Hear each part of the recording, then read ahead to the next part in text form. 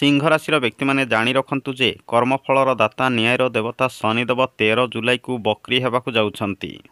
दर्शक बंधु आज भिडटी आम जाना सिंह राशि शनिदेव केउ घरे बकरी होगाकू जाउछंती एवं बकरी शनिंकर दृष्टि सिंह राशि केउ केउ घरे पड़ाकू जाऊँगी।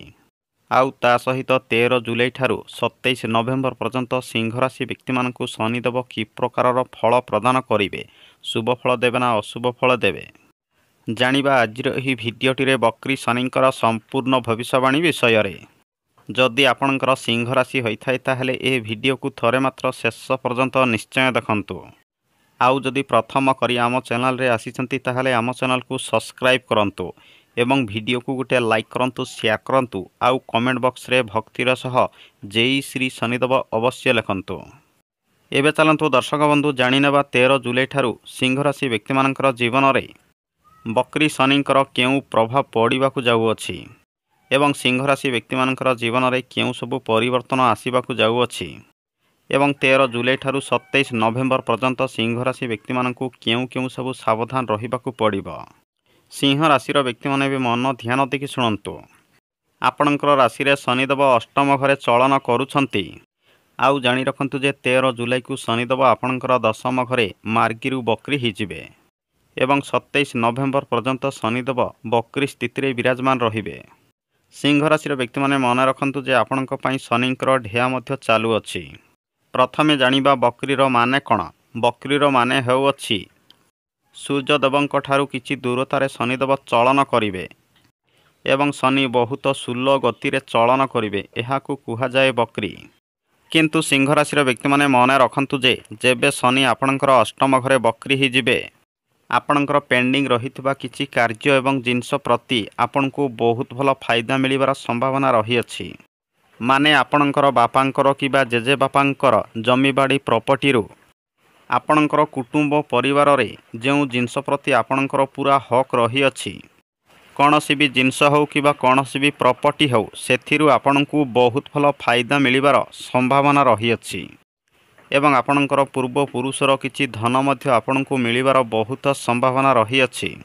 एवं जेउ सिंह राशि व्यक्ति माने रिसर्च फील्ड रे काम कार्य किबा चाकरी करूछंती एवं जेउ सिंह राशि व्यक्ति माने रिसर्च फील्ड रे जिबाकू चाहुछंती किबा चाकरी करिबाकू चाहुछंती 13 जुलाई ठारू से सिंह राशि व्यक्ति मानकर जीवन में बहुत बड़ परिवर्तन आसवाक जाऊँगी एवं आपणकर काम कार्य एवं चाकरी क्षेत्र में मध्य बहुत भल फायदा मिलिबार संभावना रही अछि।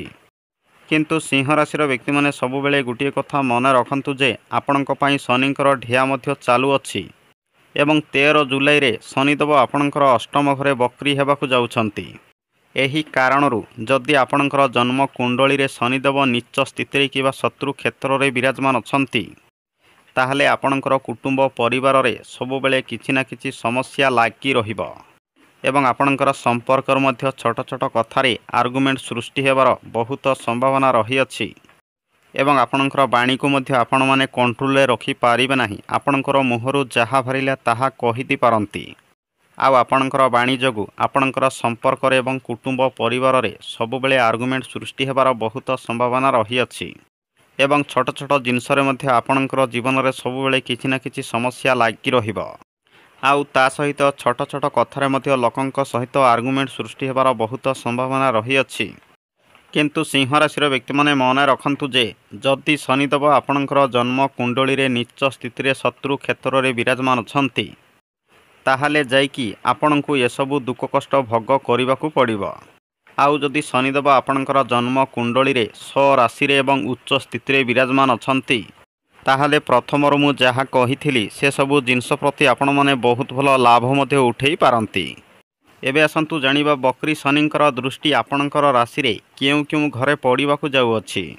सिंह राशि व्यक्ति माने देखंतु बकरी शनिंकर दृष्टि आपणकर दशम घरे पड़ाकू जाऊँगी। एही कारणरू आपण माने आपणकर काम कार्य को नहीं टिके अधिकारु अधिका ट्रावेलिंग मध्य करि पारंती एवं आपणक उपरे काम कार्यर भार मध्य टिके अधिका रहिबो। आउ दिने दिने आपणकर काम कार्य आपण माने टिके अधिका बिजी मध्य रहि पारंती। किंतु आपणक पई खुशीर कथा हला जे आपणकर काम कार्य आपणकू प्रमोशन मिलिबार मध्य बहुत संभावना रही अछि। आउ ता सहित आपणकर कार्यर मध्य बहुत भल ग्रोथ मिलिबार संभावना रही। आपणक पई आउ गोटे खुशीर कथा हला जे जो सिंह राशि व्यक्ति माने चाकरी करुछंती से व्यक्ति माने जदि निज जगह छाड़ी आउ अलग जगह को ट्रांसफर करने को चाहूँगी ताहले से व्यक्ति मानक पई ट्रांसफर जग मध्य बनिबो। आउ ता सहित आपणकर चाकरी क्षेत्र मध्य किछि ना किछि परिवर्तन आसिबार बहुत संभावना रही अछि। आउ जानी रखंतु जे बकरी शनिंकर दृष्टि आपणकर राशि रे पंचम घरे पड़िबाकु जाउअछि। सिंह राशि व्यक्ति माने देखंतु बकरी शनिंकर दृष्टि आपणकर पंचम घरे पड़िबा जगु जो सिंह राशि व्यक्ति माने लव लाइन रे अछंती से व्यक्ति माने आपणकर लव लाइफ को टिके अधिकार अधिकार ध्यान रखंतु काहीकिना शनिंकर दृष्टि आपणकर पंचम घरे पड़िबा जगु आपणकर पार्टनर छोट छोट कथारे शीघ्र रागी जाई पारंती। आउ ता सहित आपणकर पार्टनर छोट छोट जिनस प्रति मध्य टिके अधिका जिद्दी करि पारंती कारण हला आपणकर पार्टनर भितर टिके अधिका एग्रेशन रहिबा। एही कारणरू लव लाइन रे रहिता व्यक्ति माने आपणकर पार्टनर प्रति टिके अधिका ध्यान रखंतु एवं भूल रे मध्य आपणकर पार्टनर सहित आर्गुमेंट सृष्टि करंतु नाही नहले आपणकर लव लाइफ रे अनेक समस्या सृष्टि हो जिवो। सिंह राशि लव लाइन रे रहिता व्यक्ति माने सबु बेले एही कथा को मने रखंतु एवं 13 जुलाई ठारू 27 नवेम्बर पर्यंत आपणकर लव लाइफ को अधिकारु अधिका ध्यान रखंतु। एवं सिंह राशि विद्यार्थी माने खास करी गोटे कथा मने रखंतु जे बकरी शनिंकर दृष्टि आपणकर पंचम घरे पड़िबा जगु आपणकर पाठ पढ़ारे जहाँ मध्य डिसीजन नबाकू चाहूथिले लेट करंतु नाही तुरंत डिसीजन नियंतु। किंतु विद्यार्थी माने सबु बेले मने रखंतु जे आपणकर पाठ पढ़ारे जहाँ मध्य डिसीजन नबाकू चाहूथिले टिके भाबी चिंतिकी नियंतु तरबରରେ कौनसी भी डिसीजन नियंतु नाही। बकरी शनिंकर दृष्टि आपणकर द्वितीय घरे मध्य पड़िबाकू जाउअछि। सिंह राशि व्यक्ति माने देखंतु बकरी शनिंकर दृष्टि आपणकर द्वितीय घरे धन स्थान रे पड़िबा जगु आपण माने सबु बेले टिके अधिकारु अधिका इनकम करबाकू मध्य चेष्टा करिवे। आउ ता सहित किछि नुआ जिनस किबा किछि नुआ काम कार्य मध्य शिखिबाकू आपण माने टिके अधिकारु अधिका चेष्टा करिवे। किंतु एबे आसंतु जानिबा जेबे शनिदेव आपणकर अष्टम घरे बकरी ही जिवे आपणकू केउ केउ सबु सावधान रहिबाकू पड़िबो। सिंह राशि व्यक्ति माने देखंतु जेबे शनि बकरी ही जिवे प्रथमे तो आपण माने आपणकर मैरिज लाइफ को टिके अधिकारु अधिका ध्यान रखंतु एवं आपणकर लाइफ पार्टनर रो हेल्थ प्रति मध्य टिके अधिकारु अधिका ध्यान रखिबाकू चेष्टा करंतु काहीकिना शनिदेव होउछंती आपणकर षष्ठ घर एवं सप्तम घरर स्वामी आपणकर अष्टम घरे बकरी हेबाकू जाउछंती। एही कारणरू आपणकर मैरिज लाइफ रे छोट मोट समस्या देखा देबार बहुत संभावना रही अछि एवं आपणकर लाइफ पार्टनर रो हेल्थ प्रति मध्य किछि छोट मोट समस्या देखा देबार बहुत संभावना रही अछि।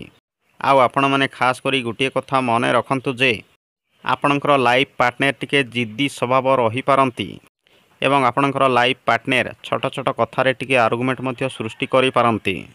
एथिपाई आपण माने आपणकर लाइफ पार्टनर सहित टिके एडजस्टमेंट रे चलिबाकू चेष्टा करंतु एवं आपणकर मैरिज लाइफ को ध्यान रखिबा सहित आपणकर लाइफ पार्टनर प्रति टिके अधिकारु अधिका ध्यान रखंतु। किंतु आपणक पई आउ गोटे खुशीर कथा हला जे शनिदेव आपणकर षष्ठ घरर स्वामी आपणकर अष्टम घरे बकरी हेबा जगु जदि आपण माने आपणकर शत्रु मानक ठारू टिके अधिकारु अधिका दुख कष्ट पाउछंती ताहले आपणकर शत्रु मानकर दुख कष्ट ठारू आपणकू किछि मात्रा रे मुक्ति मिलिबाकू जाउअछि। किंतु सबु बेले आपणकर बाणी एवं क्रोध को कंट्रोल रे रखिबा पई चेष्टा करंतु एवं किछि कारण न थाई कोनोसी जिनस प्रति किबा बेकारिया झमला रे आपण माने पसंतु नाही।